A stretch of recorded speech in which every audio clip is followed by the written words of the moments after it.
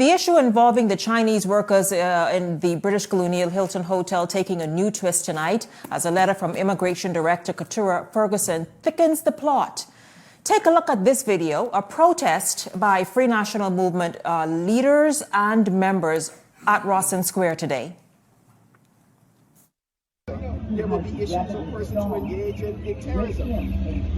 Are we letting them in? Are we making them hold with work permits without knowing the full details? So we are very concerned about the human trafficking.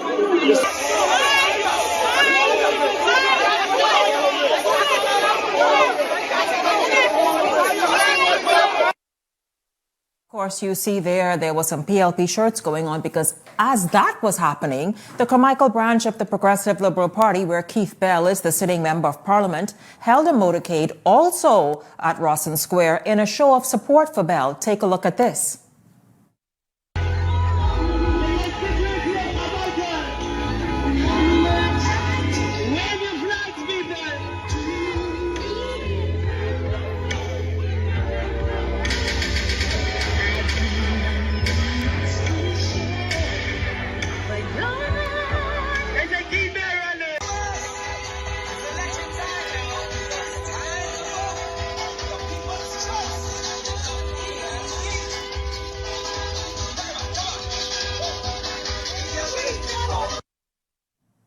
The embattled cabinet minister and member of parliament there you saw in the video greeting and embracing many of the supporters who came out there as a show of support and to say they support and stand behind their MP and cabinet minister of immigration. A lot happening outside parliament today as members of parliament debated and tended to the people's business. Well, it's all because of a decision Immigration Minister Keith Bell made back in January that overturned a decision by immigration officers after they arrested a group of undocumented Chinese construction workers.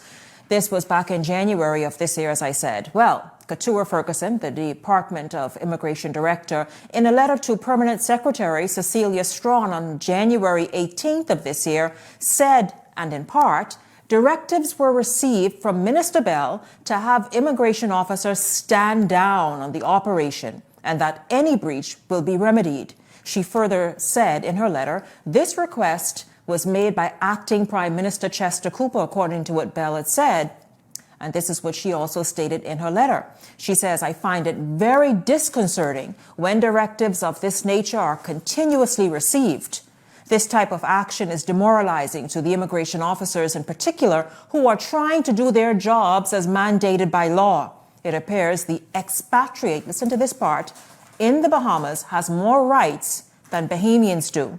It also shows disrespect, says Ferguson, to the chair of the Director of Immigration. That letter, of course, dated in January, was sent to the Permanent Secretary in the Department and Ministry of Immigration. Now, I made several attempts to reach Mrs. Ferguson for comment and confirmation on the letter.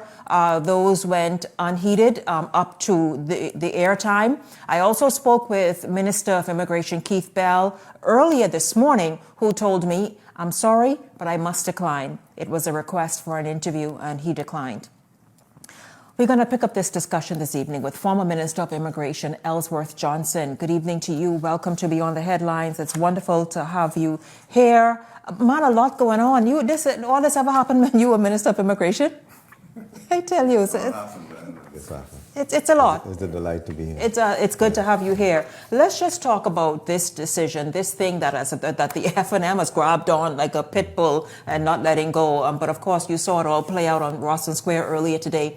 Minister Bell, back in January, made a decision, and he said the reason he did it is because those workers, undocumented as they were, and some of them without official immigration papers, it's all covered under the provision of the heads of agreement with the point, the Chinese workers, etc., the Chinese investors, etc.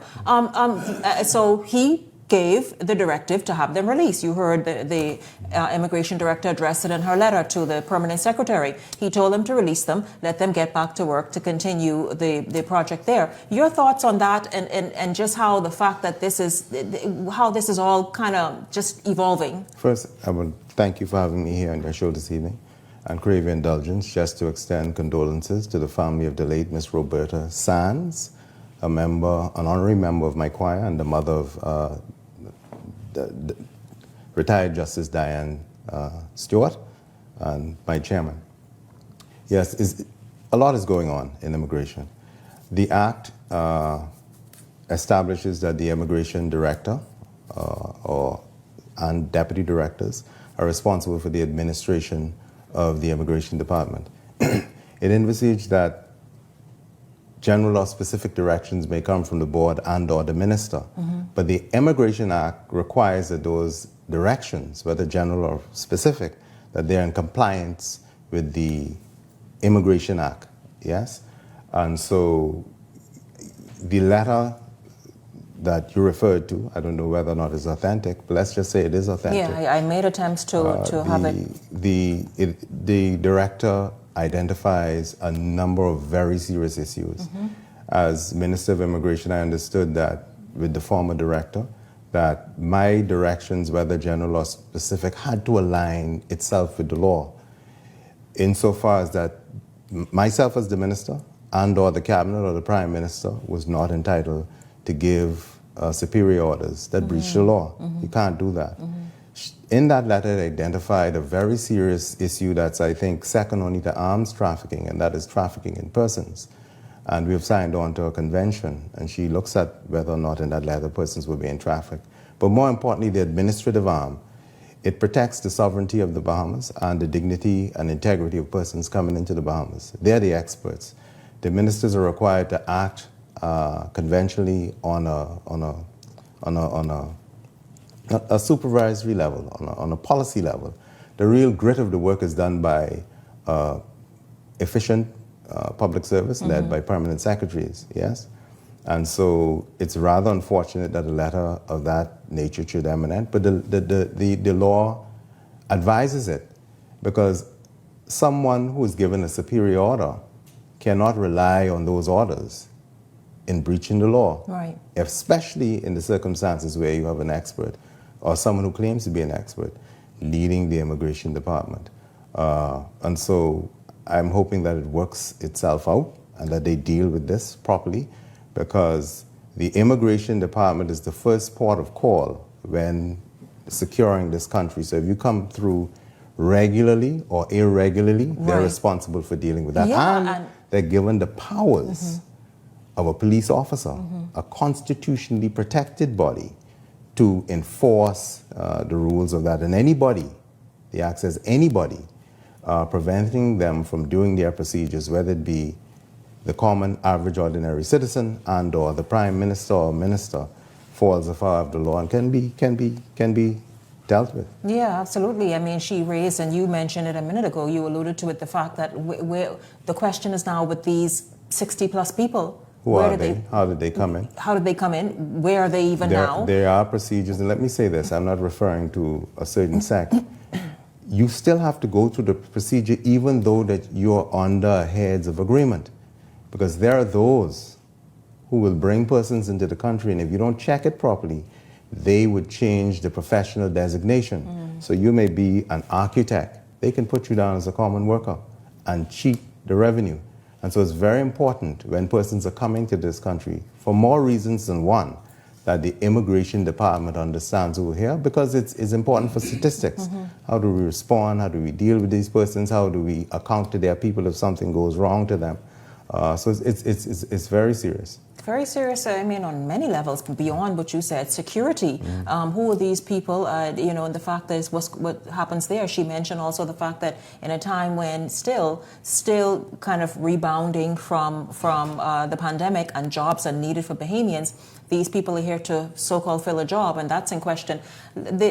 She also took very extreme exception to what she felt is a disrespect to, as you mentioned, here she is, among the technocrats, making things happen, operating the ministry. They're responsible for daily management of any ministry, in this instance, the Department and Ministry of Immigration. Yeah. Talk about the slight there, if indeed. I'll give the director the benefit of the doubt that it couldn't have been the director's intention that this letter be made public. Somehow it was made public, and so we're now discussing it. in the circumstances, it's not wrong for a director to raise certain issues and go to the permanent secretary, yes? Especially in circumstances where acts and or omissions may affect the national security and or sovereignty of this country. I'm not saying that this issue comes to that point, but they have that can be done because there is a board that the director is responsible to. In terms of morale, it is critical when you have law enforcement agencies empowered or reposed with the responsibility for protecting this sovereign commonwealth to be fully motivated to do their job and not to be seen to be neutered and or spayed, right, or spayed by the powers that be. And so we must be extraordinarily careful. There are structures in place which says, and I took my opportunity when I was a minister to read the cabinet manual, and it specifically said that the minister has a supervisory policy position, and that's why it speaks to the permanent secretary, the directors, and whatever have you in the various ministries, and who carry out these responsibilities. Well, I want to ask you this because she did say, she alluded to in that letter basically she tired of this happening. Have you ever been, or anybody in your administration, in your government, accused of interference? Let me say this because I'm sure Keith Bell isn't the only person allegedly, purportedly stepping out of line. Have you done so? Let me say this. I had a very strong director in the persons of Mr. Clarence Russell. The current director was there. We did some phenomenal work together. And I had every confidence that the actions that they took was lawful. I didn't check to see, it wasn't my job when he says that he had a deportation to do. He understood that that was expected. When he did a raid, he understood that when he did it, he must lead it, and the forces with him would be accompanying him to do it. And so I do recall there were occasions when even the former prime minister discussed matters with me. And there was a group of Chinese. They were deported.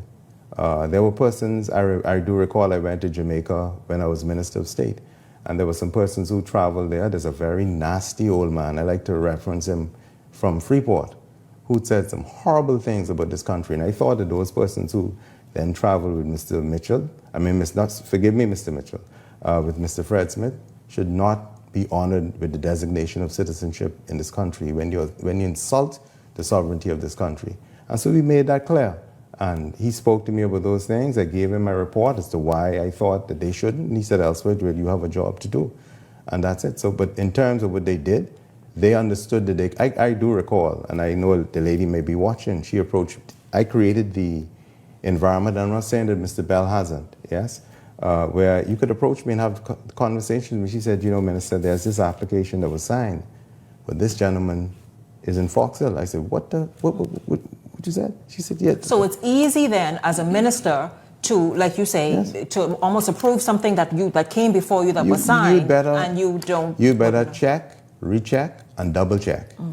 There are persons, identity theft and fraud is a real issue in this country, and that's why I have a particular concern when I'm understanding that instructions have been given to just take birth certificates. The Evidence Act says it's presumed that they're correct. And so it's a rebuttable presumption. There's a gentleman who may go before the courts right now, all of his has approval, and all of his documents are fraudulent. And so you have to check it, and you have to build in the system, and I know Mr. Bell may have that there, where people are free to come to you and say, Minister, you have to look out for this, you have to look out for that. That's just a natural part of the administration of things. And so we were able to deal with that. But no, this raises very serious concerns. When the director, and this is the other thing I want to identify, a letter was leaked. And I've heard them say a lot of things about Ms. Ferguson, some that they may not be able to prove, and they may be able to. She's worked hard as a public servant. If these issues are correct, she's justified in my mind to write that letter. Now we have to see whether or not persons are not prepared to utilize the whistleblowing legislation because of repercussions, and they do it this way. But I've heard some very scathing insults and statements made about Ms. Ferguson and her family. and it's downright wrong. Does a minister have sort of discretion? Can he, even though being told by a director, by a PS, does the minister have discretion, or must he not only consult with them, but always operate by the law? The Immigration Department and the director is responsible for the administration of the act. General or specific directions or instructions to the Director of Immigration must be in compliance with the law. The director, the minister, and or the board or the prime minister or Shanique Miller cannot authorize an illegal act. I thank you very much. I tell you, I know this is going to continue to unfold. In fact, Minister Bell has promised to speak to and answer all and any questions on Wednesday in Parliament. Of course, we will be watching that very closely to see how that happens, if it happens. I thank you very much, former Immigration Minister Elsworth Johnson, for joining us here this evening on Beyond the Headlines.